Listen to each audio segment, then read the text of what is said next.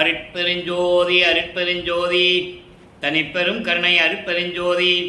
எல்லா உயிர்களும் இன்புற்று வாழ்க, வள்ளல் மலரடி வாழ்க வாழ்க, கொல்லா விரதம் குவளை எல்லாம் ஓங்குக, நல்லோர் நினைத்த நலம்பெறுக, நன்றி நினைத்த எல்லோரும் வாழ்க இசைந்து. உலக மக்களே, அறிவார்ந்த அன்பர்களே, ஆண்மநேய ஒருமைப்பாடுடைய அன்பர்களே, வல்லப்பமான கல்லிய திருவற்பாவிலிருந்து அருட்பெருஞ்சோதி ஆண்டவருடைய திருவிளையாடலை பார்த்து கொண்டிருக்கிறோம். அருட்பெருஞ்சோதி ஆண்டவருடைய திருவிளையாடல் இந்த பிரபஞ்சத்தில் எத்தனையோ திருவிளையாடல்கள் செய்திருந்தாலும் கூட கலியுகத்தினுடைய கடைசி திருவிளையாடல் 1823ஆம் ஆண்டு தொடங்கி 1823ஆம் ஆண்டு தொடங்கி 30/1/1874 இரவு 12 மணி வரையிலும் அவருடைய திருவிளையாடல் தொடர்ந்து நடந்து கொண்டிருக்கிறது. அதுக்கான காரணம், இந்த பிரபஞ்சம் தோன்றிய காலத்திலிருந்தே உண்டான 4 யுகங்களிலுமே, கிரேத யுகம், திரேத யுகம், துவார யுகம், கலியுகம், 4 யுகங்களிலுமே சமயங்களும் மார்க்கங்களும் மதங்களும் தோன்றி அந்த சமய தலைவர்களும் மார்க்கத்தினுடைய தலைவர்களும் மத தலைவர்களையும் அவர்கள் கற்பனைக்கு ஏற்றபடி உருவகப்படுத்தி அதற்கு ஏற்றபடி ஆலயங்கள் அமைத்து வழிபாட்டு முறைகளையும் அமைத்து மக்களை வழிபட செய்து விட்டார்கள். இந்த நிலை இன்றும் தொடர்ந்து கொண்டிருக்கிறது. இப்போ 4 யுகங்களுடைய ஆயுள் காலம் முடிவடைந்து விட்டது. நான் ஏற்கனவே கூறியது போல கிரேத யுகத்துக்கு 12,28,000 வருடங்களும், திரேத யுகத்திற்கு 12,96,000 வருடங்களும், துவார யுகத்துக்கு 8,64,000 வருடங்களும், கலியுகத்திற்கு 5,000 வருடங்களும், இப்படி ஒவ்வொரு யுகங்களுக்கும் ஆயுள் காலம் உண்டு. அந்த ஆயுள் காலம் முடிந்தவுடனே இந்த 4 யுகங்களிலும் இருந்த பதத்தலைவர்கள், பிரம்மனாகட்டும், திருமாலாகட்டும், மகேஸ்வரன், ருத்திரன், சதாசிவம் போன்ற தலைவர்கள் எல்லாம் அவருடைய ஆயுள் காலம் முடிந்து விட்டது. அப்போ அந்த சமயங்களையும் மதங்களையும் மார்க்கங்களையும் உருவாக்கியவர்களுடைய ஆயுள் காலம் முடிந்து விட்டதனால் அவர்கள் இறைவனுடைய திருவடியை, அருட்பெருஞ்சோதி ஆண்டவருடைய திருவடியை சேர்ந்து விட்டார்கள். அவர்கள் உருவாக்கிய சமயங்களும் மதங்களும் மார்க்கங்களும் அதனுடைய ஆயுள் காலம் முடிவடைந்து விட்டது. அப்போ இந்த உலக மக்களுக்கென்று ஒரு ஆன்மீக மார்க்கம் வேண்டும். அந்த ஆன்மீக மார்க்கம் சமரசமாக இருக்க வேண்டும், முரண்பாடுகள் இல்லாமல், வேறுபாடுகள் இல்லாமல். இப்போ உதாரணத்திற்கு சைவ சமயத்தை எடுத்துக்கிட்டாலே அதில் பல வேறுபாடுகள் முரண்பாடுகள் இருக்கும். வழிபாட்டு முறைகளிலும் வேறுபாடுகள் இருக்கும். வைஷ்ணவ சமயத்தை எடுத்துக்கிட்டாலும் கூட திருமாலை வழிபடுறவர்கள் கூட வேறுபாடுகள் இருக்கும். ஆனால் இந்த நிலைகள் எல்லாம் இல்லாமல் உலக மக்கள் எல்லாம் ஒரே மார்க்கத்தில் இருந்து கொண்டு சமரசமாக இருந்து கொண்டு இன்பமாக வாழ வேண்டும் என்பதற்காகவே அருட்பெருஞ்சோதி ஆண்டவர் சுத்த சன்மார்க்கம் என்ற ஒரு மார்க்கத்தை உண்டாக்கி அதை தன் மகன் கையில் ஒப்படைத்து உலக மக்களெல்லாம் சுத்த சன்மார்க்கத்தில் சேர்த்து உலக மக்களெல்லாம் இன்புற்று வாழ வேண்டும் என்பதற்காகவே தனது செல்வப்பிள்ளையை, தன் அருளால் பெற்றெடுத்த ஒரு ஆண்மகனை இந்த பூலோகத்திற்கு ஒரு தாயின் வழியாக வருவிக்க செய்தார். வருவிக்க விட்டவுடனே அவருடைய திருவிளையாடல் தன்னுடைய மகன் ஒரு தாயின் கருவறையிலே இருக்கும்போது, அதாவது சின்னம்மையார் அவர்களுடைய கருவறையிலேயே நமது பிள்ளை பெருமானவர்கள் இருக்கும் பொழுது அங்கே எப்படியெல்லாம் திருவிளையாடல் நடந்தது என்பதை பார்த்து விட்டோம். கருவறை இருட்டாக என்று சொல்லும்போது ஒளி காட்டியது. தன் மகன் பசி என்று சொல்லும்போதே அருட்பெருஞ்சாண்டவர் அங்கே அருளமுதம் ஊட்டியது. உடம்பு புழுக்கமாக இருக்கிறதை காற்று வரவில்லையே கருவறையிலே என்று சொல்லும்போது அமுத காற்று வீசியது. இப்படியெல்லாம் இறைவனுடைய திருவிளையாடல் நடந்ததை வல்லப்பமான அவர்கள் திருவற்பாவிலே நமக்கு அருளியிருக்கிறார்கள். அதை பார்த்து கொண்டிருக்கிறோம்.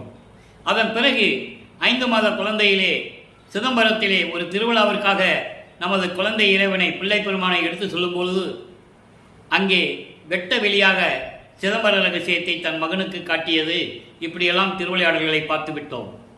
அதன் பிறகு வருவிக்கற்ற 1ஆம் ஆண்டிலிருந்து 8 ஆண்டுகள் வரையிலும் வல்லப்பமானவர்கள் மனம் ஒரு நிலையில் இல்லாமல், குழந்தை பருவம் தானே, ஆனால் மனசு இல்லை, மனம் ஒரு நிலையில் இல்லை. அப்போ அவருக்கு எதுவுமே தெரியாது. இறைவனால் வருவிக்கப்பட்ட நிலை அப்போது வல்லப்பமானவர்களுக்கு தெரியாது. அப்போ அவருக்கு பேர் ராமலிங்கம் தானே. அருட்பெருஞ்சாண்டவர் தன் மகனுக்கு இட்ட பெயர் செல்வப்பிள்ளை. ராமலிங்கம் ராமையா பிள்ளையும் சின்னையம்மையாரும் இட்ட பெயர் ராமலிங்கம். திரு அருட்பிரகாச வள்ளலார் என்பது மக்களால் அழைக்கப்பட்டது, மக்கள் கொடுத்த ஒரு பெயர். அது நிலைத்து விட்டது, வள்ளலார் என்ற பெயர் நிலைத்து விட்டது. அது ஒரு பக்கம் இருக்கட்டும். அப்போது பிள்ளைப்பெருமான் அவர்கள் 8 ஆண்டுகள் வரைக்கும் எந்த விதமான நிலையிலும் இல்லாமல் இருந்து கொண்டிருக்கிறார். அப்போது அவருடைய நிலை எப்படி இருந்திருக்குன்னு கொஞ்சம் யோசிச்சு பாருங்கள். எங்கேயும் போக முடியாது, தனிமையில் இருக்கணும், என்ன நிலைன்னு அவருக்கு தெரியாது. இந்த நிலைகள் தொடர்ந்து இருக்கும்போது இந்த அருட்பெருஞ்சாண்டவர் 1823ஆம் ஆண்டு தொடங்கிய திருவிளையாடல் 1874 வரைக்கும் 51 ஆண்டுகள் நடக்கிறது. இந்த 51 ஆண்டுகளை அருட்பெருஞ்சாண்டவர் 8 ஆண்டுகளாக பிரித்து தன் மகனுக்கு அருளை கொடுத்து கொண்டிருக்கிறார். அதை தான் நம்ம திருவருட்பாவிலிருந்து பார்த்து கொண்டிருக்கிறோம். கதையாகவோ கற்பனையாகவோ அல்ல. ஒவ்வொரு திருமுறையிலிருந்தும் ஒவ்வொரு பாடலிலிருந்தும் அவருடைய நிலை அந்தந்த பருவங்களிலே எப்படி இருந்தது, அந்தந்த காலகட்டங்களில் எப்படியெல்லாம் இறைவன் வந்து இவருக்கு அருளை கொடுத்தார் என்பதை தான் பார்த்து கொண்டிருக்கிறோம். இப்போ 8 ஆண்டுகள் வரைக்கும் ஒன்றுமே இல்லை. முதல் 8 ஒன்றுமே இல்லை. 2வது 8 9வது ஆண்டு தொடக்கத்தில் அருட்பெருஞ்சோதி ஆண்டவர் தன் மகன் முன் தோன்றி, மகனே, நீ என்னால் வருவிக்க உற்றவன், என்ன காரணம் என்பதையெல்லாம் முன்பருவம் பின்பருவம் காட்டி உனக்கு அருள் செய்வேன், முதலிலே ஞானத்தை பெற்றுக்கொள் என்று சொல்லி மறைந்து விடுகிறார். அப்போ பிள்ளைப்பெருமானவர்கள் ஞானத்தை பெற்றுக்கொண்டார்கள். இறைவனால் வருவிக்க உற்றவன் என்ற நிலை தெரியும். ஆனால் மறைப்பு நிலை இருக்கிறது. இந்த பிரபஞ்சத்தில் என்ன நடந்தது, எதற்காக இவர் வருவிக்க உற்றார், என்ன காரணம் எல்லாம் அவருக்கு தெரியாது. அது மறைப்பு நிலையில் இருக்கிறது. அப்போது அந்த காலகட்டங்களில் சமயங்களும் மதங்களும் மார்க்கங்களும் சூழ்ந்திருந்த காலகட்டங்களில் நமது பிள்ளைப்பெருமானவர்கள் எப்படி இருந்திருப்பார்?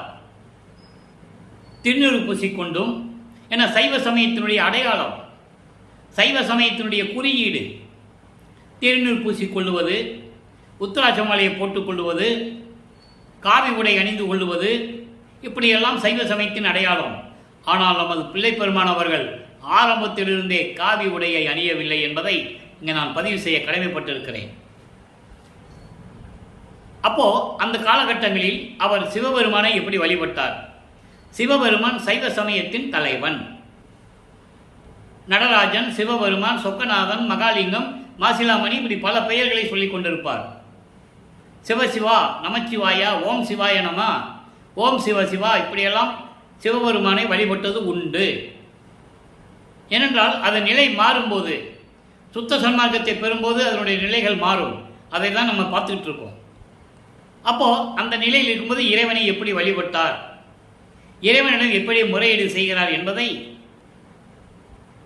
1ஆம் திருமுறையிலிருந்து, அதாவது வள்ளற்பமானவர்களுக்கு 9வது ஆண்டிலிருந்து, வருவிக்க உற்ற 9வது ஆண்டிலிருந்து 16 ஆண்டுகளுக்குள் என்ன நடந்தது என்பதை திருவருட்பாவிலிருந்து நாம் பார்க்க போகிறோம். ஒவ்வொரு பதிகத்திலிருந்தும் ஒவ்வொரு பாடலிலிருந்தும் பார்க்க போகிறோம். ஒவ்வொரு 8 ஆண்டுகளிலும், இடைப்பட்ட 8 ஆண்டுகளில் என்ன நடந்தது. இப்போ திருவருள் முறையீடு 1ஆம் திருமுறை மொத்தம் 232 பாடல்களை கொண்டது. இன்னைக்கு 206வது பாடலை பார்க்க போகிறோம். எப்படி இறைவனிடம் முறையீடு செய்கிறார்? பதிகத்தினுடைய பெயரே திருவருள் முறையீடு. திருவருள் முறையீடு, இறைவனிடம் முறையீடு செய்வது, எனக்கு அருளை கொடுக்க வேண்டும் என்று வேண்டுவது. நல்லா கவனிங்க.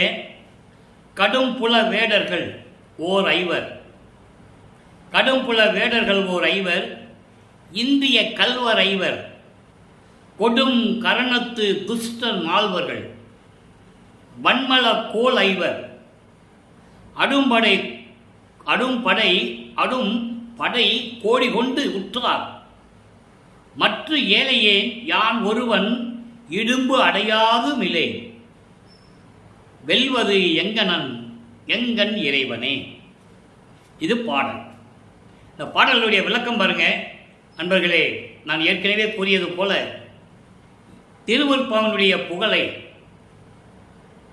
அருட்பெருஞ்சோதி ஆண்டவராகிய வள்ளல் பெருமானை, அவருடைய இறைநிலையை உலக மக்களுக்கு எப்படியாவது தெரிவிக்க வேண்டும் என்ற காரணத்தினால் வள்ளலார் ஊழியன் ஆகிய நான் இறைவனின் தயவாலயம் கருணையாலயம் விளக்கங்களை பெற்றுக்கொண்டு உங்களிடம் நான் சொல்லிக் கொண்டிருக்கிறேன். நான் தமிழ் இலக்கணம் இலக்கியம் படித்தவன் அல்ல. இறைவன் கொடுத்த விளக்கம் என்பதை நான் மறுபடியும் ஒரு தடவை உங்களிடம் கூறிக்கொள்வதில் பெரும் மகிழ்ச்சி அடைகிறேன். கடும் புல வேடர்கள் ஓர் ஐவர். புல வேடர்கள், இதுக்கு விளக்கம் பாருங்க. கடும் புல வேடர்கள் என்பது ஒளி புலன்கள், ஐம்புலன்கள். ஒளி, ஒளி, சுவை, உணர்வு, நாற்றம். நாற்றம் என்பது மனம். இது ஐம்புலன்கள். அடுத்து இந்திய கல்வரைவர். இந்திரியங்கள். இந்திரியங்கள் என்பது ஐம்பொறிகள். கண், காது, மூக்கு, வாய், மெய். கரெக்டா? அடுத்து கொடும் கரணத்து துஷ்ட நால்வர். அந்த கரணங்கள் 4 பேர். மனம், சித்தம், புத்தி, அகங்காரம். இதெல்லாம் ஆன்ம தத்துவத்தில் வரக்கூடியது. ஆன்ம தத்துவத்தில் வரக்கூடிய ஒரு நிலைகள். அதான் பிரம்ம தத்துவம் என்று சொல்லுவார்கள். அதெல்லாம் அந்த விளக்கங்களை நம்ம பின்னால் பார்க்க போகிறோம். ஏற்கனவே ஒரு தடவை விளக்கம் சொல்லியிருக்கேன். அந்த கரணங்கள் 4 பேர். வன்மல கோலைவர், கொடிய மலங்கள். ஆணவம், கண்மம், மாயை, மாமாயை, துரோதை. இது ஒரு ஐவர். இவர்களெல்லாம் சேர்ந்து கொண்டு இப்படி இத்தனை வகையான ஆயுதங்களை தாங்கிக் கொண்டு புலன்களால் ஏற்பட்ட தீய கொடுமைகள், பொறிகளால் ஏற்படும் தீமைகள், இந்த அந்த கரணங்களால் ஏற்படக்கூடிய தீமைகள், மலங்களால் ஏற்படக்கூடிய துன்பங்கள், இத்தனையும் ஆயுதங்கள் போல படையெடுத்து கொண்டு என்னிடம் சேர்ந்து விட்டன. காரணம், வல்லப்பமானவர்கள் 16 ஆண்டுகளுக்குள் இருக்கின்றார். 16வது ஆண்டில் ஒரு ஆண்மகனுக்கு எல்லா ஆசைகளும் வருவது இயற்கை. அதை நீங்கள் நல்லா புரிஞ்சுக்கணும். உலகியலிலே ஒரு ஆண்மகனுக்கு 16 வயசு ஆயிடுச்சுன்னா அவனுக்கு எல்லாமே வந்துடும். எல்லா ஆசைகளும் வந்துடும். பார்க்கிறது, கேட்கிறது, சுவைக்கிறது எல்லாமே அவங்களுக்கு வந்துடும் இல்லையா? அப்போ அந்த நிலைகள் இருக்கும்போது இப்படி இத்தனை வகையான ஆயுதங்களை தாங்கிக் கொண்டு என்னிடம் சேர்ந்து விட்டார்கள் என்று சொல்லுகிறார். இத்தனை பேர் என்கிட்ட சேர்ந்துட்டாங்க. இந்த ஏழையாகிய நான் ஒருவன் இத்தனை பேரை எப்படி சமாளிக்கிறது? ஒரு ஆள் 2 ஆள்னா பரவாயில்ல, ஏதாவது ஒரு தத்துவம்னா பரவாயில்ல. இத்தனை தத்துவங்களை ஒன்றா சேர்ந்து வந்தா நான் ஒருவன் என்ன செய்ய முடியும்? துன்பத்தை தான் அனுபவிக்க முடியும்.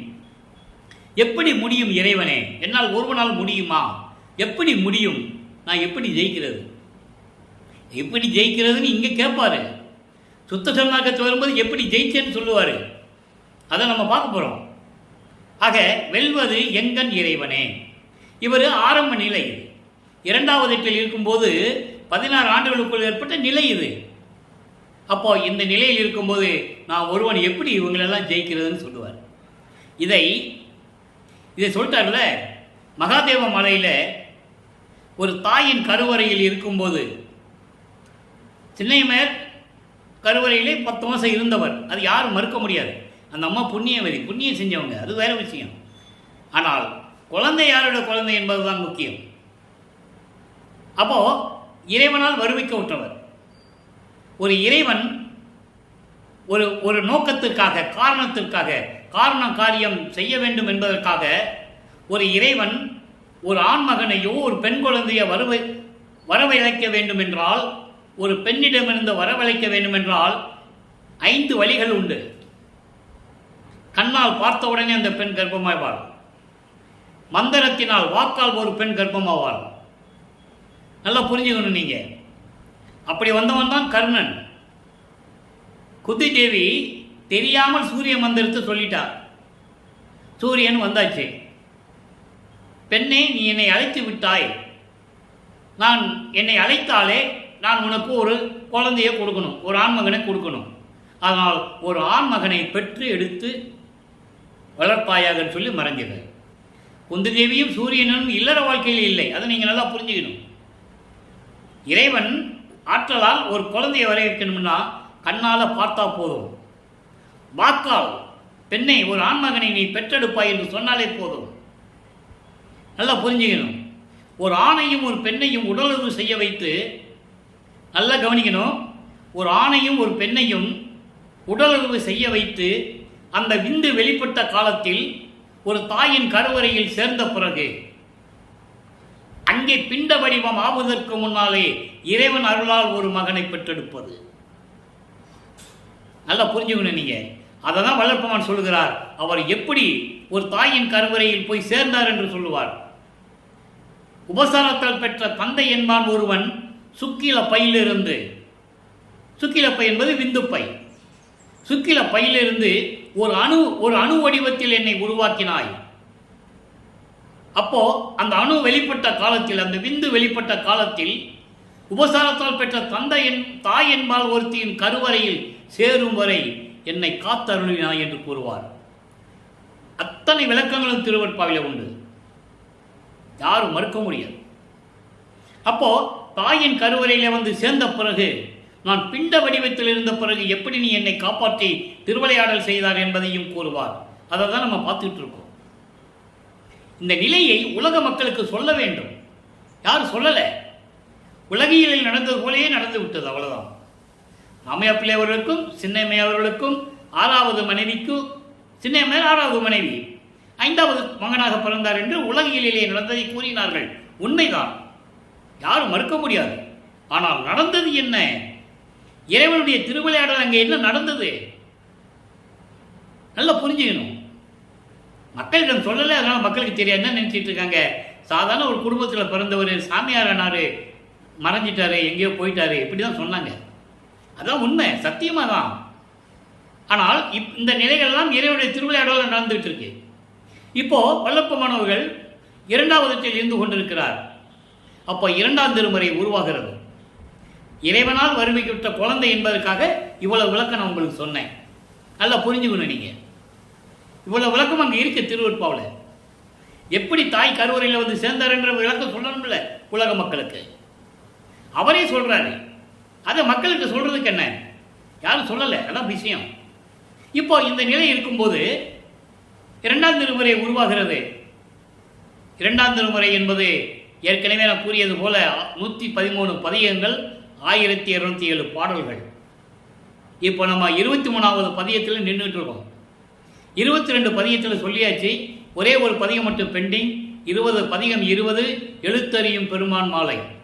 அதை சொல்ல வேண்டிய நேரம் இருக்கு. ஏன்னா 1ஆம் திருமுறை திருவருள் முறையீடு சொன்ன உடனே வடிவுடை மாணிக்க மாலை கூற வேண்டிய அவசியம் இருக்கிறது. அப்போ வடிவுடை மாணிக்க மாலை சொல்லும் போது எழுத்தறியும் பெருமான் மாலை கூறுவோம். 4ஆம் திருமுறையிலே பிரசாத மாலை இருக்கிறது, பத்தி மாலை இருக்கிறது.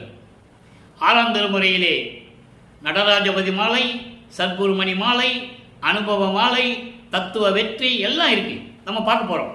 இப்போ 2ஆம் திருமுறையிலே என்ன சொல்லுகிறார்? பதிகம் 23ல திரு சாதன தெய்வத்திரம் என்ற பதியத்தில் நம்ம பார்க்க போறோம். இன்னைக்கு 9வது பாடலை பார்க்க போறோம். சரி, இதுக்கு முன்னாலே சொன்ன பதியங்களுடைய விளக்கத்தினுடைய ஒரு சுருக்கம். ஏன்னா இன்னைக்கு புதுசாக பதிவு பார்த்தாங்கன்னா அவங்களுக்கு விளக்கம் தெரியணும் இல்லை, அதுக்காக. 1வது பதியத்திலிருந்து 22 பதியம் வரைக்கும் வல்லப்பெருமானவர்கள் ஞானத்தை பெற்ற பிறகு 13வது ஆண்டிலே திருவொற்றியூர் செல்ல ஆரம்பிக்கிறார். அப்போ அங்கே என்ன நடந்தது? தியாகராஜ பெருமானை வழிபடுவது, நமச்சிவாயா சிவாயா நமன வழிபடுவது, திருநூறு பூசிக்கொண்டு உத்தராட்ச மாலை போட்டுவிட்டு சமயங்களிலும் மதங்களிலும் மார்க்கங்களில் சொல்லப்பட்ட நெறிமுறைகளை பின்பற்றி கொண்டு இறைவனை வழிபட்டுக் கொண்டிருக்கிறார். சிவபெருமானை, தியாகராஜ பெருமானை எந்த விதமான அருளையும் பெற முடியவில்லை. திருமுல்ல வாயிலுக்கு போறாரு, அங்க மாசிலாமணி உருகிறாரு, ஒன்றும் இல்லை, ஒரு புரோஜனம் இல்லை. திருவள்ளித்தாயத்துக்கு வந்து வழிபடுகிறார், ஒரு புரோஜனம் இல்லை. எங்கேயாவது போய் இறைவன் அருளை பெற்றுவிட வேண்டும் என்ற ஒரு ஏக்கத்தில் சென்று கொண்டிருக்கிறார்.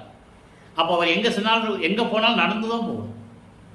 அப்போ அவருக்கு பறக்கும் சக்தி இல்லை, அண்டங்களை கடக்கக்கூடிய சக்தி இல்லை, ஒரே இடத்துல எத்தனை உருவங்களில் இருப்பார் என்ற அந்த நிலை அப்போ அவர் பெறவில்லை. சுத்த சன்மார்க்கம் தெரியாது, அருப்பெருஞ்சோதி ஆண்டவர் யாருன்னு அவருக்கு தெரியாது. நல்லா புரிஞ்சுக்கணும். ஏன் அப்படின்னா, அருப்பஞ்சாண்டவர் தன் மகனுக்கு மறைப்பு நிலையை கொடுத்து கொண்டிருக்கிறார். தன் மகனை பக்குவப்படுத்த வேண்டும், சைவங்களிலும் மதங்களிலும் மார்க்கங்களிலும் இருக்க செய்ய வேண்டும். பிறகு அவர் வாயாலேயே இது தேவையில்லை என்று சொல்ல வேண்டும். இதுதான் கான்செப்ட். நல்ல கவனிங்க. இப்போ 23வது பதியத்தில் திரு சாதன தெய்வத்திரம் என்ற பாடல் 9வது பாடல். அன்புடன் நின் பதம் புகழா பாவி நாவை அறத்துணியேன். நின் அழகை அமர்ந்து காணா துன்புறு கண் இரண்டையும் சூன்றேன்.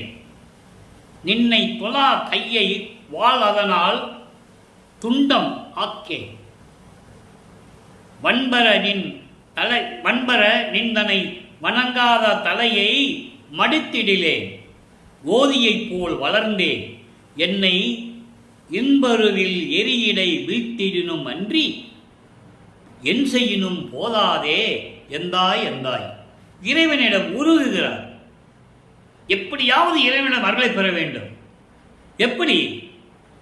இறைவா, உன்னுடைய திருவடியை நான் அன்போடு உள்ளன்போடு என்றும் நான் வணங்கியதில்லை. அப்படிப்பட்ட போற்றி பாடியதில்லை. அப்படிப்பட்ட இந்த நாக்கு எனக்கு எதுக்கு? அறுத்து எறிவதில் கூட எனக்கு துணிவில்லை. நின் அழகை அமர்ந்து காணாத உன்னுடைய திருவழகை காணாத இந்த கண்கள் இருந்து என்ன பயன் எனக்கு? கண்ணை தோண்டிவிட வேண்டும் என்று நினைக்கிறேன், துணிவில்லை. இந்த கண் எனக்கு தேவையில்லை. அப்படிப்பட்ட நிலையில் இருக்கும்போது உன்னை வணங்காத இந்த கை எதுக்கு? வாளால் வெட்டினாலும் தகும், வெட்ட துணிவில்லை எனக்கு. அதோடு மட்டுமல்ல, உன்னை வணங்காத அந்த தலை எதற்கு? தலையை துண்டிக்க வேண்டாமா? இந்த தலை எனக்கு தேவையில்லை என்று நான் நினைக்கிறேன், ஆனால் முடியவில்லை. என்றாவது ஒரு நாள் உன் திருவருளை பெற்றுவிட மாட்டோமா என்ற ஒரு நட்பு ஆசையில் இருந்து கொண்டிருக்கிறேன். என்னை என்ன செய்தால் தகும்? நீ சொல்லு. உன்னை போற்றி பாடுவதற்கு என்னால் முடியவில்லை. அப்ப அந்த நாக்கு எதுக்கு? உன்னை கை தொழாத கை எதுக்கு? வெட்டி போட்டாலும் பரவாயில்லை. உன்னை வணங்காத தலை எதுக்கு? வெட்டினாலும் பரவாயில்லை. அதோடு மட்டுமல்ல, ஓதி போல வளர்ந்தேன். ஓதி என்பது ஒரு மரம். ஓதி மரம் அது எதுக்குமே உபயோகப்படாது. அது போல நான் வளர்ந்து கொண்டிருக்கிறேன். எதுக்கு? என்னை கொழுந்து விட்டு எரியும் நெருப்பில் தூக்கி போட்டாலும் பரவாயில்லை. நீ எது வேணால் செஞ்சிக்கோ. என் செய்யணும் போதாதே இறைவா, நீ விரைவில் வந்து எனக்கு அருள வேண்டும் என்று சொல்லி மனம் உருகி கலங்கி இயங்குகிறார். காரணம், 16 ஆண்டுகள் வரைக்கும் வருவிக்க உற்று 16 ஆண்டுகள் வரைக்கும் எந்த விதமான அருளையும் பெற முடியாமல் இந்த உலக நடை வாழ்க்கையிலே எல்லா அவமானங்களையும் ஏளன பேச்சுகளையும் தாங்கிக் கொண்டு மானம் போன வழியெல்லாம் விட்டுக்கொண்டு, அதை ஞானசரியிலே சொல்லுவார், மானம் போன வழியெல்லாம் விடுத்தேன் என்று கூறுவார். எப்படிப்பட்ட இறைவன் நமக்கு கிடைச்சிருக்கார் பாருங்க. குழந்தை பருவத்திலே நமது குழந்தை இறைவன் வளர்ப்பமானவர்கள் எப்படி கஷ்டப்படுறார் பாருங்க, துன்பப்படுகிறார். காரணம், இறைவன் தன் மகனை பக்குவப்படுத்துகிறார். மற்ற சமயங்களிலும் புராணங்களில் கூறப்பட்ட போல அல்ல, திடீர்னு வர்றது, காட்சி கொடுக்கிறது, போயிடுறது, அப்படியெல்லாம் கிடையாது. உலக மக்களிடையே தோன்றும் துணையாக இருந்து கொண்டிருக்கிறார். ஆக 2வது எட்டிலே எந்த பலனையும் பெற முடியாத நமது பிள்ளை பெருமானவர்கள் 3வது எட்டில் அடியெடுத்து வைக்கிறார். 24 17வது ஆண்டிலிருந்து 24 ஆண்டுகளுக்குள் அந்த 8 வருஷத்தில் என்ன நடந்தது? 3ஆம் திருமுறை உருவாகிறது. மொத்தம் 19 பதிகங்கள். இது வரைக்கும் 17 பதிகங்களை நம்ம பார்த்துட்டோம். இன்னைக்கு 18வது பதிகத்திலே ஆற்றா விரகம் என்ற பதிகத்திலே 4வது பாடல். இப்போ இந்த 17 பதிகங்களுடைய ஒரு சுருக்கம். திருவொற்றிற்கு போக வேண்டியது, இறைவனை பற்றி போற்றி பாட வேண்டியது, மனம் கலங்கி அங்கே நிற்க வேண்டியது, அவ்வளோதான். ஏழுகணர் தெரு அதாவது சென்னையிலே ஏழுகணர் தெருவிலிருந்து போக வேண்டியது திருவொற்றிற்கு நடந்து தான் போகணும். வெயிலானாலும் சரி, காற்று மழை அடித்தாலும் சரி, இவர் நடந்து தான் போகணும். போக வேண்டியது, போற்றி பாட வேண்டியது, ஒரு பிரயோஜனம் இல்லை. அதுக்கப்புறம் நாரையும் கிளிகளையும் தூதனுக்கு பார்க்குறாரு, ஒரு பிரயோஜனம் இல்லை. குரத்தி பெண்ணுடைய குறி கேட்கிறாரு, ஒரு பிரயோஜனம் இல்லை. ஜோசியம் பார்க்க போகிறாரு, அங்கே ஜோசியம் ஓடலை, ஜாதகமே ஓடலையே, இப்போ எப்படி ஓடும்? இப்போ அந்த நிலையில் இருக்கும்போது ஆற்றா விரகம் என்ற பதியத்தில் பாருங்க, ஆற்றா விரகம் என்பது தலைவி தலைவன் மேல் ஒரு காதல் கொண்டுள்ளார், அதை நிறைவேறவில்லை. விரக நோய் என்று சொல்லுவார் இதை வல்லப்பமானவர்கள். விரக தாபம் என்று சொல்லுவார். இது ஒரு வகையான நோய். சகித்து கொள்ள முடியாத ஒரு நோய். காதலி காதல் மேல் காதல் கொண்டுள்ளால் காதலிடமிருந்து எந்த விதமான இன்பத்தையும் பெற முடியவில்லை. அந்த நிலையில் இருக்கும்போது இந்த பதிகம் உருவாகிறது. நல்ல கவனிங்க. ஊர் என்று உடையீர் ஒற்றிதனை. தோழியிடம் சொல்லுவது போல தன்னை தலைவியாகவும் இறைவனை தலைவனாகவும் வர்ணனை செய்து இந்த மன வருத்தத்தை, மன குமுறலை, மன ஏக்கத்தை ஒரு தோழியிடம் சொல்லுவது போல இந்த பாடலை நாம் கல்லியிருக்கிறார்கள். ஊர் என்றுடையீர் ஒற்றிதனை உலகமுடையீர் என்னை அணைவீர் என்று அவர் முன் பலரறிய வெட்கம் விடுத்து கேட்டாலும் சேரென்று உரைத்தால் அன்றி அவர் சிரித்து திருவாய் மலர்ந்து என்னை நீ யார் என்று உரைத்தாள் என்று கேட்டால் என் செய்வேன், யார் என்று உரைத்தால் என் செய்வேன், என்னை மடவார் இகழாரோ. தன்னை பெண்ணாக உருவப்படுத்தியதனால் பெண்கள் எல்லாம் என்னை ஏளனமாக பேசுவார்களே என்று கூறுகிறார். மக்கள் என்று அர்த்தம் அதற்கு. அதாவது உலக மக்களிடம் சொல்லுவது போல இந்த பாடல். உலக மக்களே, நான் இறைவன் மீது காதல் கொண்டுள்ளேன். ஆனால் இதுவரையிலும் அவர் எனக்கு எந்த விதமான அருளையும் தரவில்லை. திருவொற்றியூரை ஊராக கொண்டவர், திருவொற்றியூர் என்ற ஊரிலே இருந்து கொண்டிருப்பவர், அவர் எல்லா உலகங்களையும் உடையவர். என்னை அணைத்து கொண்டு அருளை தர வேண்டும் என்று நான் அவர் முன் பலரறிய வெட்கம் விட்டு நாணத்தை விட்டு கேட்டாலும் வா என்று அணைத்து கொள்ளாமல் நீ யார் என்று கேட்டுவிட்டால், அணைத்து கொள்ளாமல் அவர் சிரிச்சுக்கிட்டே திருவாய் மலர்ந்து ஆமா நீ யாரு அப்படின்னு கேட்டுட்டா என்னை பார்த்து எல்லாரும் சிரிப்பார்களே, நான் என்ன செய்வேன்? இறைவனால் வருவிக்க உற்ற மகன் என்று தெரிந்தும் கூட ஒரு பலனும் இல்லாமல் நான் இப்படி அலைமோதி கொண்டிருக்கிறேனே, துன்பப்பட்டு கொண்டிருக்கிறேனே என்று சொல்லி தன்னுடைய நிலையை இந்த உலக மக்களுக்கு தெரிவிக்கிறார். ஆக வல்லற்பமானவர்கள் நமது இறைவன் 24 ஆண்டுகள் வரையிலும் எந்த விதமான பலனும் இல்லாமல் எல்லா துன்பங்களையும் அனுபவித்துக் கொண்டு எப்படியெல்லாம் இருந்தார் என்பதை திருவற்பாவிலிருந்து ஒவ்வொரு பாடலின் மூலமாக நாம் பார்த்து கொண்டிருக்கிறோம். இதற்கிடையே உலகியலில் செவி வெளிவந்த செய்திகள் நிறைய உண்டு. நம்ம அதெல்லாம் மறுக்க முடியாது. அந்த விளக்கத்துக்குள்ளே நம்ம போக வேண்டாம். இவர் திருவொற்றியூரிலே திருவழியாக சொல்லும்போது அங்கே நிர்வாண சாமியார் ஒருவர் அமர்ந்து கொண்டு எல்லாரையும் பார்த்து நாய் வருது, பேய் வருது, கழுத வருது என்றெல்லாம் சொன்னவர் நமது வல்லற்பெருமானை பார்த்தவுடன் உத்தமர் வருகிறார் என்று ஒரு நிர்வாண சாமியார் சொல்லியதாகவும், இவர் உடனே அந்த சாமியார் அழைத்து நிர்வாணமாக இருப்பது சரியல்ல என்று சொல்லி ஒரு ஆடையை கொடுத்து ஆடையை உடுத்தி நீ இங்கே இருக்க வேண்டாம், வேலூர் பக்கத்திலே ஒரு இடம் சொல்லுகிறார், அங்கே போய் சென்று விடு, அங்கே நீ முத்தி அடைவாய் என்று சொல்லி அனுப்பியதாகவும் செவிவெளி வந்த செய்திகள் நிறைய உண்டு. திடீரென்று மழை பெய்யும், அவர் மேல் மலைத்துளி விழுகாது என்று சொல்லுவார்கள். பாம்பு ஒன்று கடிக்க வரும், ஆனால் இவரை பார்த்த உடனே பாம்பு கடிக்காமல் போய்விடும். இப்படியெல்லாம் நிலைகள் இருக்கின்றன. இது ஏன் சொல்கிறேன் என்றால் அங்கே இறைவனுடைய திருவிளையாடல் இவருக்கு தெரியாமலேயே நடக்கிறது. நல்லா புரிஞ்சுக்கணும். நீங்கள் தன் மகனை பாம்பு கடிக்க போகுது, அப்போ அங்கே அருட்பெருஞ்சாண்டவர் மாமை அந்த பாம்பை கடிக்க விடாமல் தடுக்கிறார். இந்த இடம் நடந்தது திருவொற்றியூர், அதாவது சென்னையிலேருந்து போனீங்கன்னா வியாசாரபாடியில் அந்த பேசன் பிரிட்ஜில் ஒரு ரயில்வே பிரிட்ஜ் ஒன்று இருக்கும். அது பக்கத்தில் ஒரு சின்ன ஒரு அறையை கட்டி அதுக்குள்ளே வல்லற்பெருமானை வச்சுருப்பாங்க. நீங்கள் இப்போ போனாலும் பார்க்கலாம், சென்னையில் இருக்கிறவங்க போனால் பார்க்கலாம். அங்கே தான் பாம்பை அவர் கடிக்க வந்தது. இப்படி இறைவனுடைய திருவிளையாடல் இவருக்கு தெரியாமலே நடந்து கொண்டிருக்கிறது. மழை பெய்யும், ஆனால் இவர் மேலே மழை விழுகாது. இறைவனுடைய திருவிளையாடல். அப்போ இந்த நிலைகளாக நடக்கும்போது வல்லற்பெருமானுக்கு தெரிந்து விட்டது, காலங்கள் இன்னும் இருக்கிறது. ஏன்னா இறைவனுடைய மகன் தெரியல. இப்போ 4வது எட்டில் அடியெடுத்து வைக்கிறார் வல்லற்பெருமானவர்கள். 4×32 25வது ஆண்டிலிருந்து 32 ஆண்டுகளுக்குள் என்ன நடந்தது என்பதை 4வது எட்டில் என்ன நடந்தது என்பதை 4ஆம் திருமுறையிலிருந்து பார்த்து கொண்டிருக்கிறோம். நல்ல இந்த கனெக்டிவிட்டியை நீங்கள் புரிஞ்சுக்கணும். ஏன் ஒவ்வொரு திருமுறையிலிருந்து நம்ம சொல்கிறன்றது உங்களுக்கு தெரியணும். அப்படியே கதை மாதிரி சொல்லிட்டு போகலாமே இவர் இவ்வளவு பதிவு போடுறாரே அருப்பஞ்சாண்டவர் திருவாடி, நீங்கள் தயவு செஞ்சு நினைக்கக்கூடாது. ஏன்னா ஒவ்வொரு பாடல்களும் சொன்னால் அதனுடைய உண்மையை உலக மக்களுக்கு எடுத்து கூற முடியும்.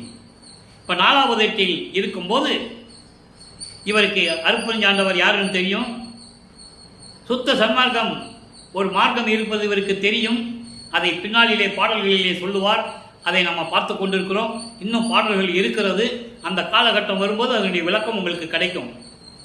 நல்லா புரிஞ்சுக்கணும். சுத்த சன்மார்க்கம் அவருக்கு எப்படி தெரிஞ்சது அப்படின்றது விளக்கங்கள்லாம் திருவருட்பாவில் இருக்கு, அனுபவ மாலையில் இருக்கு. நம்ம பார்க்க போகிறோம். நான் ஏற்கனவே கூறியிருக்கிறேன். ஓகேவா? இப்போ அந்த 27வது ஆண்டில், வரிவிக்கவுற்ற 27வது ஆண்டில் இவருக்கு திருமண பேச்சு நடக்கிறது வீட்டில். வரிவிக்கவுற்ற சொந்தங்களால், இவர் வரிவிக்கவுற்றதனால் ஏற்பட்ட சொந்தங்கள் நல்லா புரிஞ்சுக்கணும். நீங்கள் அதை அப்படிதான் சொல்லணும். ராமையா பிள்ளையும் சின்னையம்மையவரும் தாய் தந்தை என்பதில் மாற்று கருத்து இல்லை. அது வேற விஷயம். அந்த உறவு எப்படி வந்தது? இவர் வரிவிக்கவுற்றதனால் ஏற்பட்ட உறவு. வெள்ளப்பமணி கூறுகிறார், வரிவிக்கவுற்றதால் ஏற்பட்ட உறவுகள் எல்லாம் தன் மகனுக்கு ஒரு கல்யாணம் பண்ணி வச்சா கால் கட்டு போட்டோம்னா வீட்டிலேயே அடங்கி கிடப்பான், சொன்ன வேலையை செஞ்சுக்கிட்டு கிடப்பான்னு சொல்லி உலகியலில் சொல்லுவது வழக்கம். அதுபோல இவரை சொல்லுகிறார்கள், திருமணம் செய்து கொள், அக்கா மகளை திருமணம் செய்து என்று சொல்லும்போது இவர் இல்லற வாழ்க்கையில் எனக்கு விருப்பமில்லை என்று கூறுகிறார். இதெல்லாம் நாடகம் தான், நல்லா புரிஞ்சுக்கணும். இதெல்லாம் திருவிளையாடல். இவருக்கு ஏற்கனவே தெரியும் அந்த பொண்ணை தான் கல்யாணம் பண்ண போகிறோம் அப்படின்றத இவருக்கு தெரியும். அது பாடல்களிலே கூறியிருக்கிறார்கள். ஆக அந்த நிலை வரும்போது இவர் சும்மா உலகியலுக்காக ஒரு போக்கு காட்டணும், உலகியலுக்காக வேண்டான்னு சொல்லணும். இவர் குடும்பம் நடத்த போகிறதில்லை. அந்த அம்மாவுடைய கர்ம வினைகளை எல்லாம் நீக்கணும், விமோசனம் கொடுக்கணும் அந்த அம்மாவுக்கு. அதை இங்கே நல்லா புரிஞ்சுக்கணும்.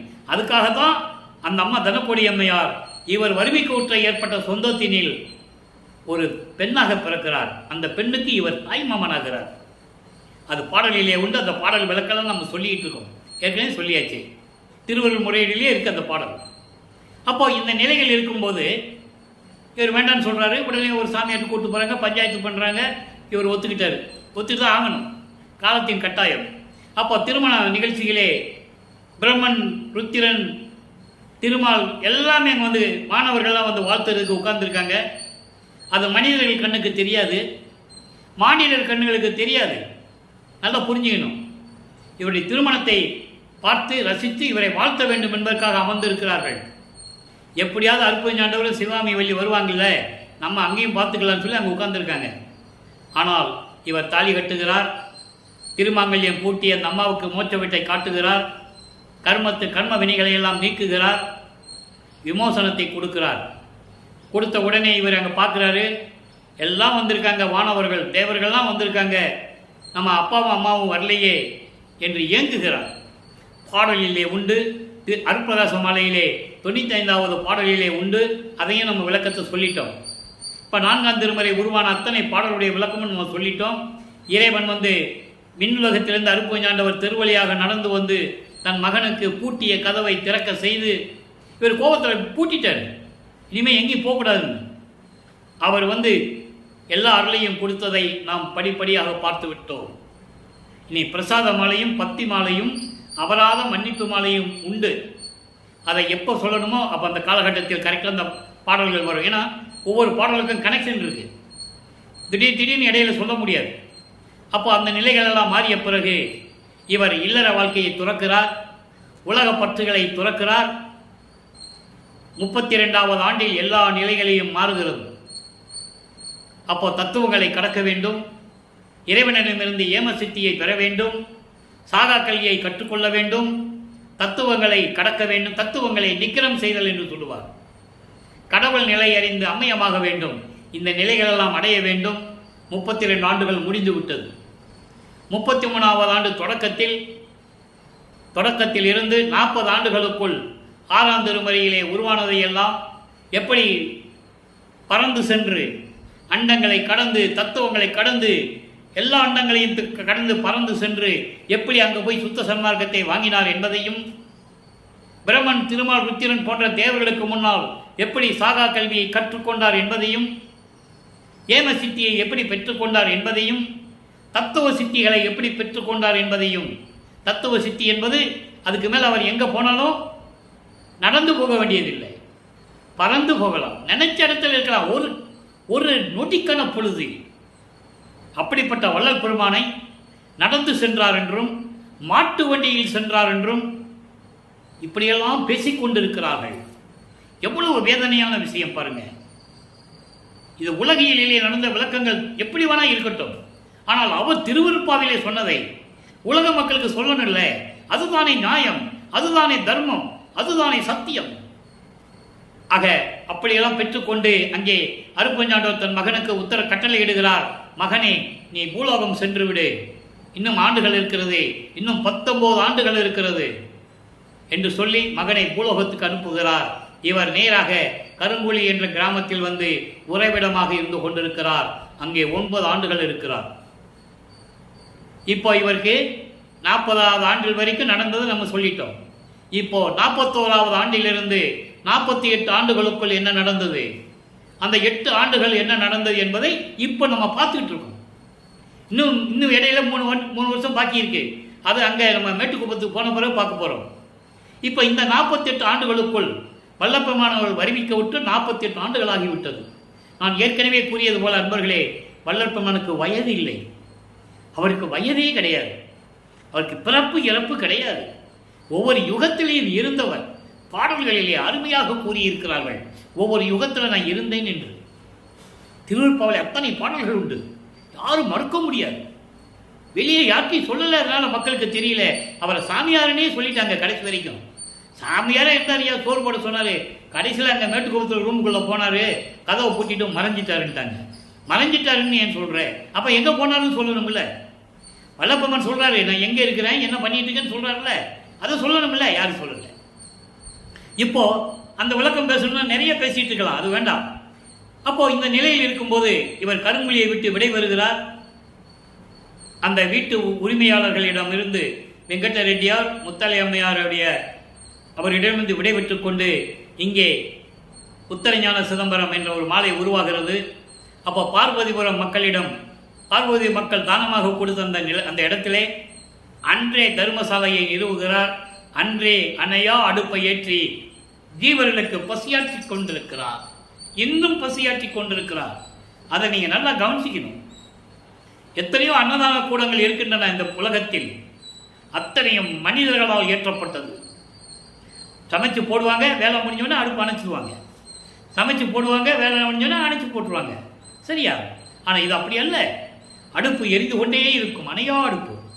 இறைவன் திருக்கரலால் ஏற்றப்பட்டது. இறைவனுடைய திருக்கரங்களால் ஏற்றப்பட்டது.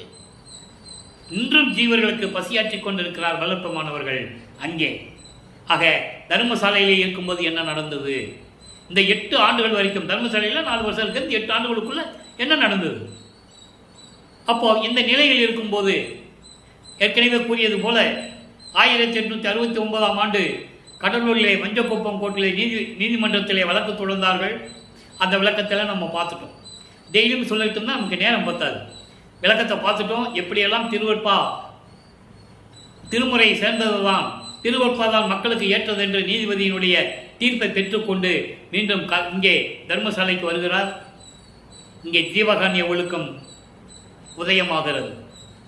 ஜீவகானிய ஒழுக்கம் நம்ம பின்னால் சொல்ல போகிறோம். இங்கே தர்மசாலையில் இருக்கிற வரைக்கும் திருவருட்பாவில் என்ன இருக்குதுன்னு சொல்லிட்டு அதுக்கப்புறம் ஜீவகானிய ஒழுக்கத்தை சொல்ல போகிறோம். அதுக்கப்புறம் தான் நம்ம மேட்டுக்குப்பத்துக்கு போக போகிறோம். அங்கே 3 வருஷத்துக்கு இருக்கும்போது, லாஸ்ட்டு 3 வருஷத்தில் இருக்கும்போது என்ன நடந்ததுன்னு நம்ம திருவருட்பாவில் கூறியதை நம்ம அங்கே பார்க்க போகிறோம். இப்போ ஜீவகானிய ஒழுக்கம் உருவாகிறது 7 பிரிவுகளாக. பசி, பிணி, தாகம், இச்சை, எளிமை, பயம், கொலை, 7 பிரிவுகளாக ஜீவகானியம் உருவாகிறது. அதை நம்ம பின்னால் அந்த பதிவை பார்க்க போகிறோம். இதில் பசியும் கொலையும் பரஜீவகாரணியம், மீதெல்லாம் அபர ஜீவகாரணியம் என்று கூறுகிறார். அதெல்லாம் நம்ம பின்னால் பார்க்க போகிறோம். பாடலின் மூலமாக ஜீவகாரணியம் எப்படி பண்ணணும், அதாவது இன்னைக்கு ஜீவகாரணிய ஒழுக்கம் புத்தகம் இருக்குது, அதை வாங்கி படிச்சுட்டு அப்படியே சொல்றது ஜீவகாரணிய ஒழுக்கம் அல்ல. திருவருட்பாவிலே பாடல்களிலே கூறுகிறார் எந்தெந்த பாடல் ஜீவகாரணியம் எப்படி பண்ணணும், எப்படி அது ஒழுக்கமாக இருக்கணும். அந்த விளக்கங்களை நம்ம பார்க்க போகிறோம். அற்புதமான விளக்கங்கள். அதை பின்னால் இறைவன் கொடுத்த விளக்கத்தை நாம் கூறப்போகிறோம். அதை நீங்கள் பின்னால் பார்த்துக்கலாம்.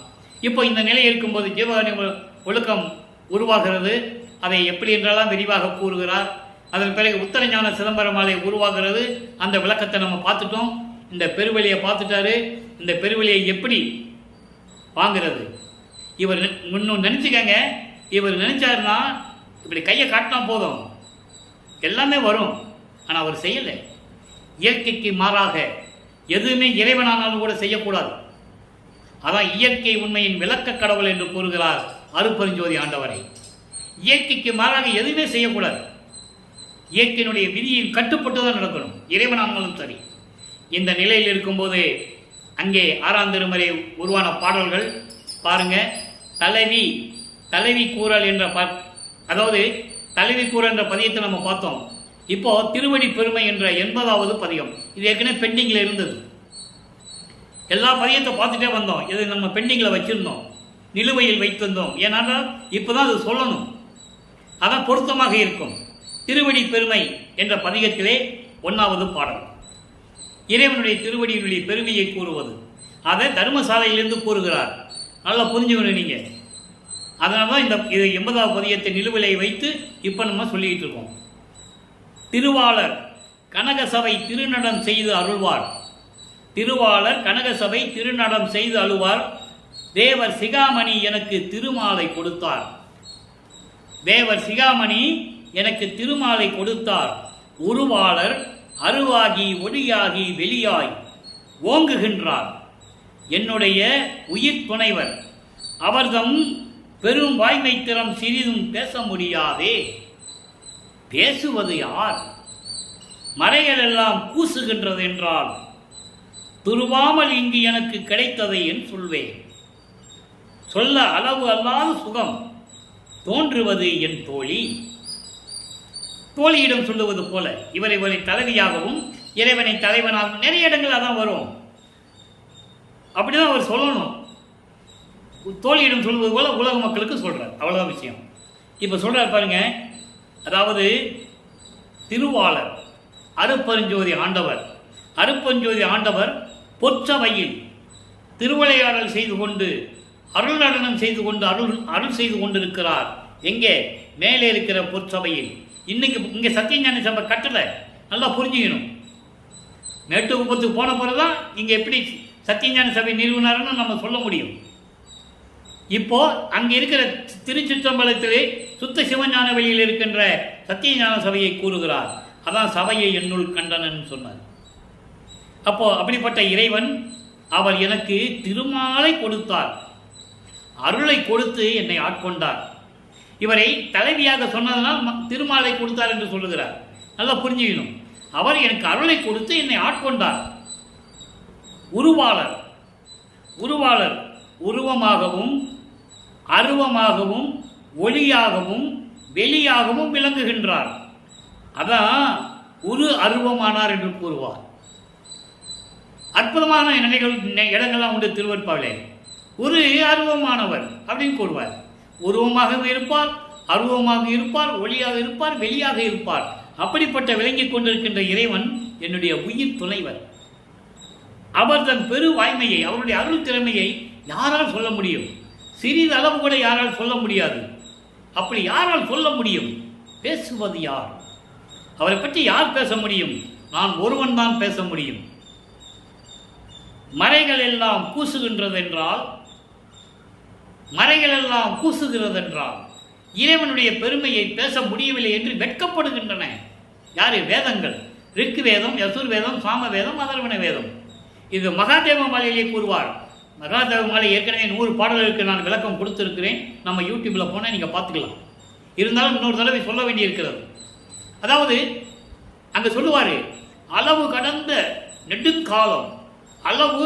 நெடுங்காலம் சித்தர் யோக அறிஞர் மலர் அயோன் முதலியோர் அனந்த வேதம். அனந்த வேதம் மறைகள். அனந்த வேதம் களவு இருந்தும் கருணாதி இருந்தும் செய்யும் கடுந்தவத்தும் காண்பரிதாம் கடவுளாகி.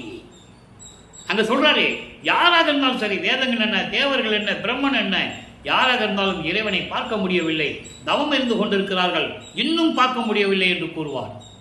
அதை இங்க சொல்றாரு. இப்படியெல்லாம் இருக்கின்ற வேதங்கள் எல்லாம் வெட்கி தலை குனிகின்றன, இறைவனை பார்த்து அவருடைய பெருமையை பேச முடியவில்லை என்று. அப்படிப்பட்ட இறைவன் துருவாமல், தேடாமல், செய்யாமல், என்னை அலைய வைக்காமல், அதான் துருவாமல். துருவாமல் இங்கு எனக்கு கிடைத்ததை நான் எப்படி சொல்லுவேன்? இந்த பூலோகத்தில் எனக்கு கிடைத்த அந்த பெருமையை நான் யாரிடம் சொல்லுவேன்? அடுத்து சொல்லுவார் பாருங்க, சொல்ல அளவு முடியாத சுகம், பேரின்பம். உலக மக்களே, பேரின்பமான நிகழ்ச்சி அது என்று உலக மக்களிடம் சொல்லுகிறார்.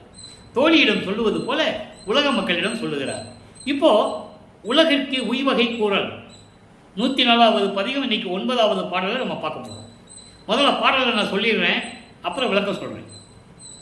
பொய் கட்டி கொண்டு நீர் வாழ்கின்றீர் உலகீர், இங்கே புலை கட்டி கொண்ட இப்பொய் உடல் வீழ்ந்தால் செய்கட்டி வாழ்கின்ற செருக்கற்று நரகில் சிறு புழு ஆகி திகைத்திடல் அறியீர்.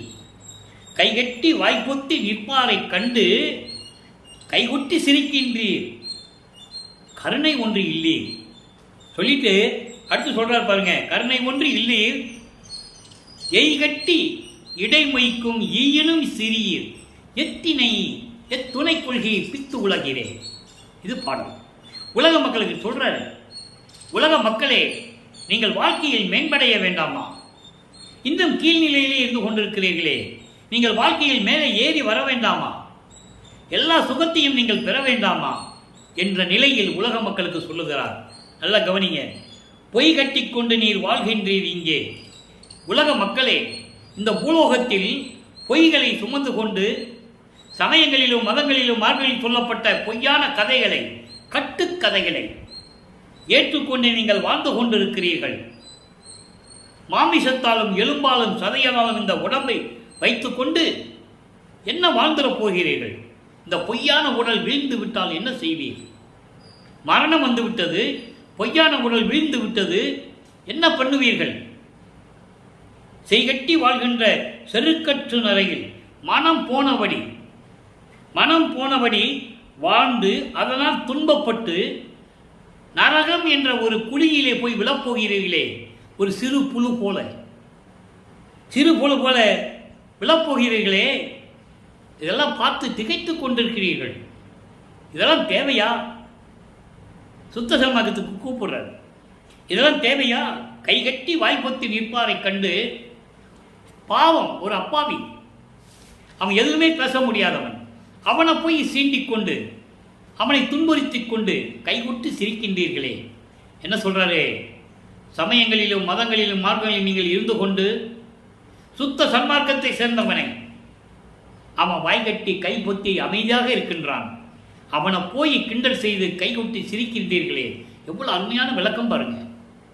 இதெல்லாம் இறைவன் சொன்னாதான் இந்த விளக்கங்களாம் தெரியும். இது நூல் விளக்கம் அல்ல, வரி விளக்கம் அல்ல, சுத்த சன்மார்க்கத்தின் விளக்கம். சுத்த சன்மார்க்கத்தில் இருக்கின்றவன் சண்டையிட மாட்டான், தேவாய் இல்லாதை பேச மாட்டான், அமைதியாக இருப்பான், ஆணவம் இருக்காது, செருக்கு இருக்காது, உயிர் இரக்கம் இருக்கும் அவனுக்கு. அவன்கிட்ட போய் நீங்க கைகொட்டி சிரிக்கிறீங்களே, இதெல்லாம் நியாயமா? இதெல்லாம் தர்மமா கேட்கிற? இப்படியெல்லாம் இருக்கிறீர்களே. எய்கட்டி இடை மொய்க்கும் ஈயினும் சிறியீர். புண்ணு வந்துட்டா அந்த புண்ணில் ஈ வந்து மொய்க்கும், அதுபோல இருக்கின்றீர்கள் நீங்கள். அதைவிட கேவலமாக இருக்கின்றீர்கள். ஈயினும் சிறியீர். ஈயே கேவலமானது. அழுக்கான இடத்துல, மனம் சூழ்ந்த இடத்துல தான் ஈ உட்காரும். சுத்தமான இடத்துக்கு ஈ வருமா? வராது. அப்போ சுத்த சன்மார்க்கத்தில் இருக்கிறவனுக்கு துன்பம் வருமா? வராது. உண்மையாகவே இறைவனோடு அன்பு கொண்டவனுக்கு, சுத்த சன்மார்க்கத்தில் இருக்கிறவனுக்கு எந்த துன்பமும் வராது. இது சத்தியம், இறைவன் கொடுத்த வாக்கு. ஆக இப்படியெல்லாம் ஒரு புண்ணுல போய் உட்கார ஈவை விட கேவலமாக இருக்கிறீர்கள். உங்களுக்கு எதைதான் வாழ்க்கையில் துணை என்று கொண்டிருக்கிறீர்கள்? அறியாமையில் இருக்கின்ற உலக மக்களே, சுத்த சன்மார்க்கத்துக்கு வாருங்கள் என்று கூப்பிடுகிறார். அடுத்த பதிகத்திலேயே புனித குலம் பெருமாறு புகழல். புனித குலம் எது? சமரச சுத்த சன்மார்க்க சத்திய சங்கம். அதான் புனித குலம். புனித குலம் அதாவது புனித குலத்தின் தலைவர் யார்? அருட்பெருஞ்சோதி ஆண்டவர். புனித குலத்தின் மூத்த மகன் யார்? வள்ளற்பெருமானவர்கள். அதை நீங்கள் புரிஞ்சுக்கணும். என் குலத்தின் மூத்த மகன் என்று கூறுவார் அருட்பெருஞ்சாண்டவர். இவர் கேட்பார் அப்பா கிட்ட, அப்பா நான் ஏதாவது தப்பு பண்ணிட்டேனா எனக்கு தெரியல, நீ என்னை 32 வயசு வரைக்கும் சமயங்களிலும் மதங்களிலும் மார்க்கங்களிலும் இருக்க வச்ச, எல்லா குற்றங்களையும் நீ ஏற்றுக்கிட்ட ஒரு பக்கம் இருந்தால் கூட என்னை பற்றி உன் மனசில் என்ன நினைச்சிட்டுன்னு கேட்பாரு. பாடல் உண்டு. இது இப்போ நான் சொல்கிறது கதை அல்ல, கற்பனை அல்ல, பாடல் இருக்குது. விளக்கத்தை நம்ம ஏற்கனவே சொல்லியிருக்கோம், யாரும் மறுக்க முடியாது. அப்போ அவருக்கு அப்பா சொல்லுவார், மகனே நான் உன்னை ஆராய்ச்சி செய்வேனா? நீ யாரு? நீ பாடுற பாட்டில் நான் குறை சொல்லுவேனா? குறையே இருக்குமா? இருக்காது. நீ யாரு? புனித குலத்தின் மூத்த மகன் அல்லவா நீ? ஒரே மகன் அல்லவா? ஒரே மகன் அல்லவா நீ? எனக்கு நான் எப்படி குற்றம் கண்டுபிடிக்க முடியும்? நீ என் அருளால் பெற்றவன் அல்லவா? நீ என் அருளால் வருவிக்க விட்டவன் அல்லவா? இப்படியெல்லாம் சொல்லுவார். மக்களுக்கு யாரும் சொல்லலை, அதனால மக்களுக்கு யாருக்கு தெரியல. எல்லாத்தையும் சொன்னாங்க, இது சொல்லாமல் விட்டுட்டாங்க. அப்போ இந்த நிலை இருக்கும்போது அங்கே எப்படி கூப்பிடுறாரு பாருங்க உலக மக்களை. பொய் விளக்க புகுகின்றீர், போது கழிக்கின்றீர், புலை கொலைகள் புரிகின்றீர், கலகல என்கின்றீர். கலகல என்கின்றீர். கைவிளக்கு பிடித்து ஒரு பால்மினத்தில் விழுகின்ற கலியரென கழிக்கின்றீர், கருத்து இருந்தும் கருதி. ஐவிளக்கு மூப்பு மரணம் ஆதிகளை நினைத்தால் அடிவயிற்றை முறுக்காவோ, கொடிய முயற்று உலகீர் மெய் விளக்க எனது தந்தை வருகின்ற தருணம் மேவியது, ஈண்டு அடைவீரில் ஆவி பெறுவீரே. இது பாடல். இந்த பாடலில் விளக்கம் பாருங்க. சமயங்களிலும் மதங்களிலும் மார்க்கங்களில் இருந்து கொண்டு பொய்யான விவாதங்களில் ஈடுபட்டு கொண்டு வீணாக நாட்களை கழித்துக் கொண்டிருக்கிறீர்கள். கொலையும் புலைகளும் புரிகின்றீர், உயிர்களை கொலை செய்கின்றீர். அந்த உயிரை கொன்று அந்த நாற்றம் அடிக்கிற துர்நாற்றம் வீசுகின்ற அந்த உடம்பை, அந்த பிணத்தை உணவாக எடுத்துக்கொண்டிருக்கிறீர்கள். கேட்டால் கலகல என்கின்றீர். கலகல என்கின்றீர் என்பது இதுதான் எங்கள் கலாச்சாரம் என்று சொல்லுகிறீர்கள். இது இறைவன் கொடுத்த விளக்கம். நீங்க கலகல என்கின்றீர்னு நீங்க எங்க அகராதியை பார்த்தாலும் சரி கிடைக்காது. கலகல என்கின்றீர் என்பது இதுதான் எங்களுடைய கலாச்சாரம், இதுதான் எங்களுடைய பழக்க வழக்கங்கள் என்று சொல்லுகிறீர்கள். இதெல்லாம் எங்கள் கலாச்சாரம் என்று சொல்லுகிறீர்கள். கைவிளக்கு பிடித்து ஒரு பால் கிணறுல மது போதையில் இருக்கின்றவங்க மாதிரி நீங்க நடந்துக்கிறீங்க. பாலும் கிணறு இருக்கு, கை விளக்கு ஒரு வச்சிருக்கிறான், பாலும் கிணறு இருக்கு, அவனுக்கு தெரியல, போதையில் இருக்கிறான், மது போதையில் இருக்கிறான். அந்த மாதிரி நீங்க இருந்து கொண்டிருக்கீங்க. பால் கிணத்துல விழுந்துடாதீங்கன்னு சொல்றாரு. வெறிக்கும் சமய கூலியில் விளைந்தேன், தன்னை விழாத வகை மறித்து ஒரு பேரறிவளித்த வள்ளல் கொடிப்பாட்டில் சொல்லுவார். நான் அப்படிதான் இருந்தேன். சமயங்களையும் மதங்களையும் மறந்த அந்த வெறிக்கும் சமய புலியில் விளைந்தேன். துன்பங்களை தரக்கூடிய இந்த புலியில போய் விழணும்னு நினைச்சேன், ஆனா என்னை தடுத்துட்டேன்னு சொல்றாரு. அதை தான் இங்க சொல்றாரு. பாலும் கிணறு, அது பாலும் கிணறு. சின்ன கை விளக்கு வெளிச்சத்தில் என்ன தெரியும்? தெரியாது. சுத்த சன்மார்க்கத்துக்கு வாங்க, பேர் ஒளி, அது பேர் வெளிச்சம், பிரபஞ்சத்துக்கே வெளிச்சம் தருகிறது அருட்பெருஞ்சோதி. அதை கையில் வாங்கிக்கங்க, உங்க வாழ்க்கை நல்லா இருக்கும்னு சொல்றேன். எவ்வளவு விளக்கம் பாருங்க இங்க. அப்ப இந்த பாலங்கணத்தில் விழுகாம நீங்க வரணும்னா எல்லா அறிவும் உங்களுக்கு இருக்கு. கருத்து இருந்தும் கருதி. உங்களுக்கு அறிவு இருக்கு, அறிவு இருந்து உங்களால் பயன்படுத்த முடியல. தெளிவா சொல்றேன். உங்களுக்கு யாரும் சொல்லி தரல. அதோடு மட்டும் இல்லாம ஐவிளக்கு, ஐவகை மலங்கள், ஆணவம், கண்மம், மாயை, மாமாயை, துறவை மலங்கள், மூப்பு, மரணம், இவைகளெல்லாம் நினைத்தால் உங்க அடிவயிற்றை கலக்கவில்லை, உங்களுக்கு பயம் இல்லை. அப்படி சொல்ற பாருங்க. கொடிய முயற்று உலகில் இத்தனை கொடுமைகளையும் முயற்சி செஞ்சு வீணாக நீங்க வாங்கி கட்டிக்கிறீங்க. தேவையில்லாம வாங்கி கட்டிக்கிறீங்க. உலக மக்களே, இது தேவையில்லை. இதையெல்லாம் உண்மையை விளக்க, மெய் விளக்க, உண்மைகளை எல்லாம் விளக்க எனது தந்தை வருகின்ற தருணம் வந்துவிட்டது. வருகின்ற தருணம் வந்துவிட்டது. இன்று அடைவீரேன். இன்று இப்பொழுது எல்லாரும் வந்துருங்க, சுத்த சன்மார்க்கத்துக்கு வந்துருங்க. வந்தால் நீங்கள் ஆவி பெறுவீரே. ஆவி என்றால் உயிர், உயிர் பெறுவீரே என்றால் மரணமில்லா பெருவாழ்வில் நீங்கள் இருக்கலாம் என்று கூறுகிறார். வாழ்க்கையில் இன்பமடையலாம், பேரின்பம் அடையலாம், இறைவன் என் தந்தையிடமிருந்து எல்லார்களையும் பெற்றுக்கொள்ளலாம், நீங்கள் மரணமில்லா பெருவாழ்வில் இருக்கலாம். உலக மக்களே வாருங்கள் சுத்த சன்மார்க்கத்தென்று அழைக்கிறார். இப்போ சுத்த சிவநிலை 19வது பாடல் நல்லா கவனிக்கணும். ஆரணமும் ஆகமும் ஆங்காங்கு உரைக்கின்ற காரணமும் காரியமும் காட்டுவித்தான் தாரணியில் கண்டேன் கழிக்கின்றேன் கங்குல் பகலற்ற இடத்து உண்டேன் உவந்து. அற்புதம். அதாவது வேதங்களும் ஆகம நூல்களும், வேதங்கள் 4, ஆகம நூல்கள் கிட்டத்தட்ட 28 இருக்கின்றன. 28 நூல்களும் ஆங்காங்கு சில இடங்களில் சொல்லுகின்ற அதனுடைய நோக்கங்களும், காரணம் என்பது நோக்கம், காரியம் என்பது அந்த நோக்கத்தை செயல்படுத்துவது, அதான் காரணமும் காரியமும். இதில் ஜீவனும் அறிவும் என்றும் சொல்லுவார்கள். சில இடங்களில் சொல்லலாம், அது இடத்துக்கேற்றபடி பொருள் மாறும். காரணம் என்பது அறிவு, காரியம் என்பது ஜீவன். அறிவு என்பது ஜீவன் அறிவை பயன்படுத்தி தான் செயல்பட வேண்டும், அப்படியும் சொல்லலாம், தவறில்லை. காரணம் என்பது நோக்கம். என்ன நோக்கத்துக்காக வேதங்களும் ஆகம நூலும் சொல்லுகின்றனவோ அதனுடைய செயல்பாடுகளை உண்மையானதை எனக்கு காட்டிவித்தான் என் தந்தை இந்த பூலோகத்தில். நல்லா புரிஞ்சுக்கணும் நீங்க. இந்த பூலோகத்தில் எனக்கு காட்டிவித்தான். அதோடு மட்டுமல்ல, இரவும் பகல் இல்லாத இடத்தில் உண்டேன் அமுது மகிழ்ந்து. இரவும் பகலும் இல்லாத இடம் எது? சுத்த சிவஞான வெளி. இறைவன் இருக்கின்ற இடம் இரவு பகல் ஏது? அங்கே நான் கடவுள் நிலை அறிந்து அம்மையமான பின் அங்கே இருந்து கொண்டு அமுது உண்டேன் மகிழ்ந்து, அமுது உண்டேன் மகிழ்ந்து கண்டேன் கழிக்கின்றேன். இறைவனை நான் பார்த்தேன், எங்கள் அப்பனை மகிழ்வு பேரின்பமாக இருக்கிறேன் என்று கூறுகிறார். அடுத்து தனித்திரளங்களில் ஒரு பாடல், அதாவது எளிமையான பாடல், ஒரே ஒரு மட்டும்தான் அந்த பேரர்கள் பெற்றதை சொல்லுவார். 37வது பாடல் தனித்திரளங்கள். பேரிடர் தவித்து பேரருள் புரிந்த பெருமா நிந்தனை என்று உனக்கு, அதாவது பேரிடர் சமயங்களையும் மதங்களையும் மார்க்கங்களையும் நீக்கி எனக்கு சுத்த சன்மார்க்கத்தை கொடுத்து எல்லாரிலையும் கொடுத்தாயே, உன்னை எப்படி நான் அழைப்பது?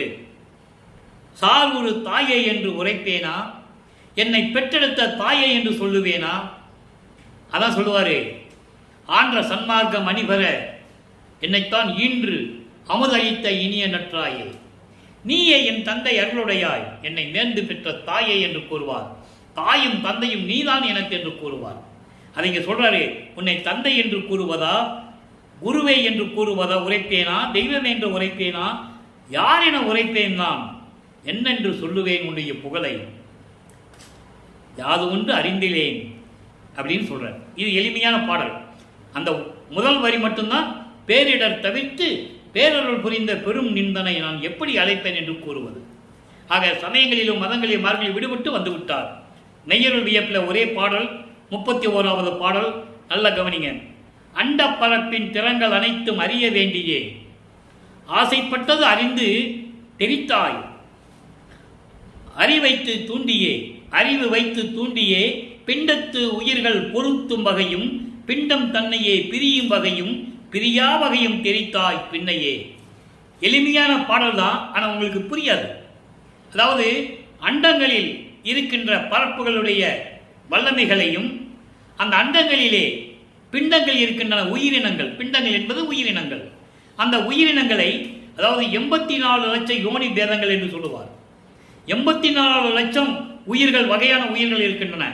எந்தெந்த உயிரை எந்த பிண்டத்தில் எந்த உடம்பில் செலுத்துவது, எந்தெந்த உயிரை பிண்டத்தில் வைக்கக்கூடாது, பிண்டத்தை விட்டு உயிரா பிரியா வகை இருக்கின்ற உயிர் எது, இப்படியெல்லாம் ஒவ்வொரு வகையையும் எனக்கு தெரிவித்து, எனக்கு காட்டி தெரிவித்து எனக்கு அருளினாயே. நான் ஆசைப்பட்டேன் முன்னிடம், தந்தையே, அண்டங்களையும் அண்டங்களில் உருவான பிண்டங்களையும் எந்தெந்த பிண்டத்தில் எந்தெந்த உயிரை வைப்பது, பிண்டத்திலிருந்து பிரியா வகை உயிரை எப்படி வைப்பது, இப்படியெல்லாம் எனக்கு நான் ஆசைப்பட்டு உன்னிடம் கேட்டது உண்மை, எனக்கு பரிபூர்ணமாக தெரிவித்து விட்டாய் என்று சொல்கிறார். பிண்டத்திலிருந்து பிரியா வகை அப்படின்னு என்ன அர்த்தம்? மரணமில்லா பெருவாழ்வு. பிண்டங்களுடைய வகையை தெரிந்து கொண்டு அதற்கு ஏற்றபடி உயிர்களை அந்த பிண்டத்திலே கொடுப்பது. நாயாகவோ எருமையாகவோ பனியாகவோ ஈயாகவோ எறும்பாகவோ எதுவாகவோ மனிதனாகவோ கொடுக்கிறது. இப்படிப்பட்ட நிலைகளை எல்லாம் நான் செய்யும்படி எனக்கு அருளினாயே தந்தையே என்று கூறுகிறார். ஆக 5 தொழில்களையும் செய்து கொண்டு இந்த பிரபஞ்சத்தை இயக்கிக் கொண்டு எல்லா உலகங்களையும் காத்துக்கொண்டு உயிரினங்களை காத்து கொண்டிருப்பவர் அருப்பெருஞ்சோதி ஆண்டவராகிய நமது வள்ளல் பெருமான். ஏன் அருப்பெருஞ்சோதி ஆண்டவராகிய வள்ளல் பெருமான் கூறுகிறோம் என்றால் அதனுடைய விளக்கம் அங்கே மேட்டுக்குப்பத்துக்கு வரும்போது நம்ம தெரிவிப்போம். அப்போ நீங்கள் தெரிஞ்சுக்கலாம். ஆக அன்பர்களே, இன்று பார்த்த திருவிளையாடலுடைய பதிவில் எல்லா இறைவனுடைய திருவிளையாடலும் உங்களுக்கு புரிந்திருக்கும் என்று நான் கருதுகிறேன். நீங்களும் சுத்த சன்மார்க்கத்தில் இணைந்து கொலையும் புலையும் தவிர்த்து ஒளியை ஜோதியை வணங்கி அருப்பெருஞ்சோதி அருப்பெருஞ்சோதி தனிப்பெருங்கனை அருப்பெருஞ்சோதி என்ற மகாமந்திரத்தை உச்சரித்து இறைவனுடைய அருளையும் செல்வங்களை எல்லாம் பெற்று இந்த வையகத்திலே நீங்கள் வாழ்வாங்கு வாழ வேண்டும், நோயற்ற வாழ்வில் வாழ வேண்டும் என்று இறைவனுடைய தயவாலையும் கருணையாலையும் கூறி இந்த வள்ளலார் ஊழியர் விடைபெறுகிறேன். மீண்டும் நாளை சந்திப்போம். நன்றி, வணக்கம். அருட்பெருஞ்சோதி அருட்பெருஞ்சோதி தனிப்பெருங்கருணை அருட்பெருஞ்சோதி. நாளையும் இறைவனுடைய திருவிளையாடல் தொடரும். கண்டு மகிழ்ந்து இறைவனுடைய அருளை பெற்றுக்கொள்ளுங்கள்.